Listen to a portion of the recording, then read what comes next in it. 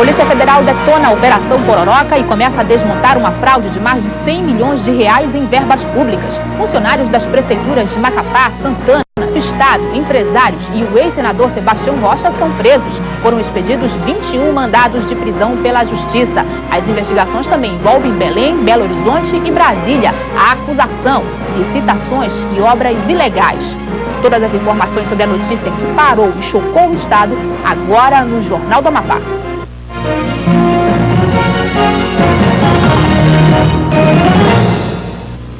Comandante da Polícia Militar, Benedito Aires. A licitação era tida como uma mera formalidade.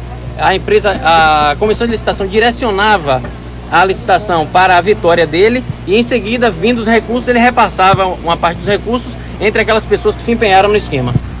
Entre as licitações supostamente fraudadas estão as obras do Hospital do Câncer em Macapá, o Hospital de Santana e de avenidas como a Cláudio Lúcio Monteiro, também em Santana. A Polícia Federal investiga ainda as obras do Porto de Santana, orçadas em 64 milhões de reais. Este ano, o Tribunal de Contas da União condenou a Prefeitura santanense a devolver mais de 4 milhões aos cofres do governo federal. O dinheiro teria sido desviado da obra. Um dos esquemas investigados pela Polícia Federal na Operação Pororoca são fraudes no CIAFEM, o Sistema de Administração Financeira de Estados e Municípios. Segundo a polícia, funcionários do Ministério da Educação em Brasília recebiam propina para pagar temporariamente do sistema inadimplências das prefeituras de Macapá e Santana. Segundo os policiais, esses débitos eram apagados tempo suficiente para que recursos federais fossem liberados para essas prefeituras. Os funcionários do Ministério da Educação foram envolvidos porque neste setor estavam as inadimplências que impediam as prefeituras de fazer novos convênios federais. As prisões temporárias duram 5 dias. Podem ser prorrogadas por mais 5 ou serem transformadas em prisões preventivas, que duram até 30 dias. No próximo bloco, uma entrevista com o procurador do Ministério Público Federal, José Cardoso Lopes. Ele dá detalhes sobre as investigações da Operação Pororoca. A gente continua a falar sobre a Operação Pororoca, agora com o representante de um dos órgãos de investigação envolvidos no caso. Eu converso com o procurador do Ministério Público Federal, José Cardoso Lopes. Boa noite, procurador. Boa noite.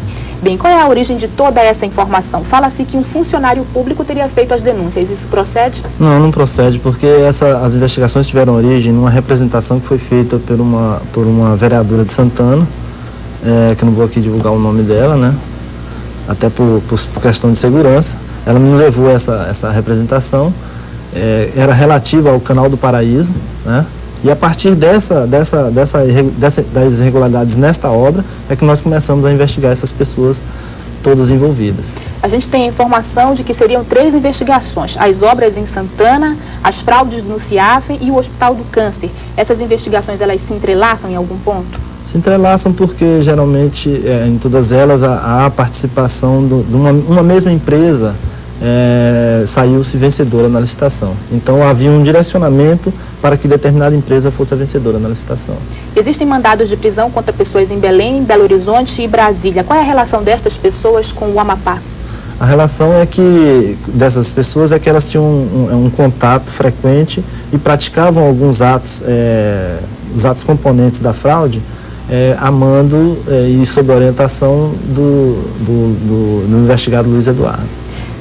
Foram presos alguns funcionários públicos que exerciam funções técnicas e certamente estes funcionários eles eram mandados por pessoas influentes que detinham, nesse caso, mais poder do que eles. Essa seria a sequência das investigações?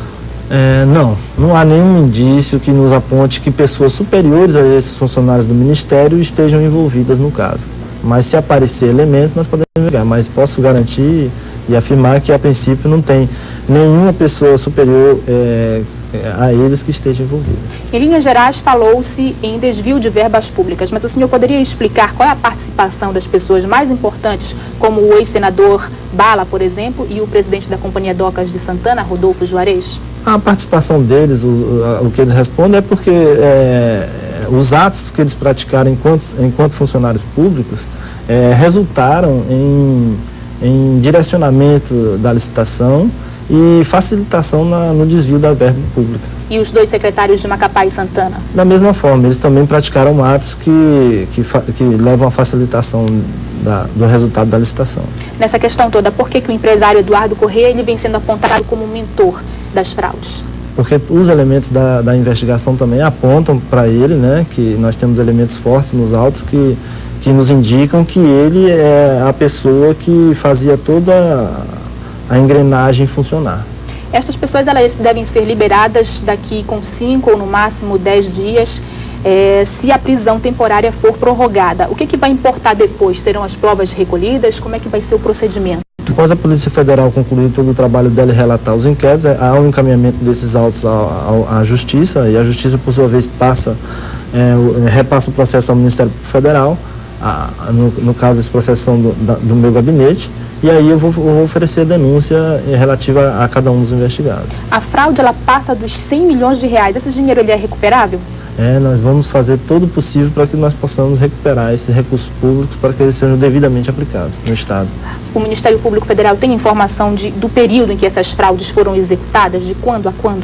Essas fraudes elas decorreram mais ou menos de 2000 até 2004, de 2000 a 2004. Até agora, o único político que foi preso foi o ex-senador Sebastião Rocha, mas a gente vê que a operação envolveu funcionários das prefeituras de Macapá e Santana e do governo do estado. Isso não configuraria a existência de outros políticos envolvidos? Seria leviandade eu falar que tem outras pessoas envolvidas sem ter maiores elementos de prova. Os elementos que nós temos agora indicam que somente esses funcionários. Mas se novos elementos surgirem durante as investigações, nós poderemos divulgar a participação de outras pessoas.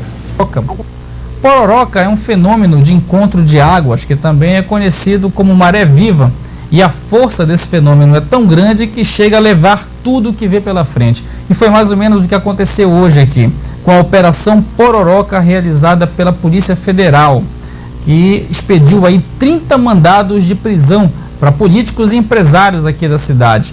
Inclusive, um dos envolvidos é o ex-secretário de Saúde, Sebastião Rocha, o Bala.